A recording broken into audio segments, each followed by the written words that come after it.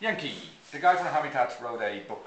The Habitat guy, Sir Terence Conran, designer, furniture maker, restaurateur, retailer, and of course the Habitat shop or chain which symbolizes, if you like, modern design.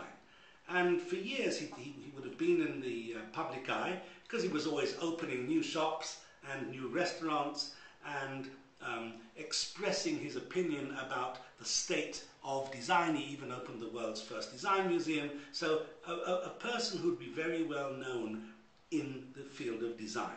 But he's come up now with a book called the Eco House Book, which is a real departure for him because he really says design is great and I'm a great proponent of design, but much more important today is the sustainability of the buildings that we design. So he's really become an absolute convert to the whole sustainability and eco field.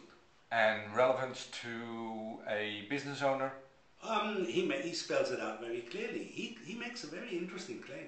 He says, yes, planes and factories and cars are responsible for a lot of the carbon dioxide emissions that are polluting the atmosphere.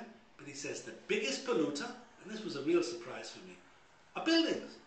And suddenly he's become really heavily involved in trying to explain how we must make our buildings, and since most businesses are in buildings, it's very relevant. We've got to make our buildings far more sustainable. We've got to look at the way we use lighting, the way we use furniture, the way we use water, the way we use energy, and we just have to totally change the way we do it because otherwise, he says, we are not sustainable. And the usual suspects, like cars and planes, he says, yes, true, but buildings are far more, we waste far more than we realize. So I just found it interesting. This was somebody, if you like, when friends of the earth, with no due disrespect, tell us that we've got to change our ways, we all go, yeah, well, you know, we know who they are and we know what their agenda is.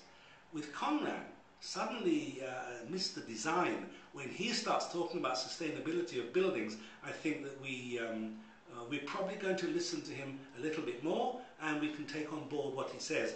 Good advice for every business.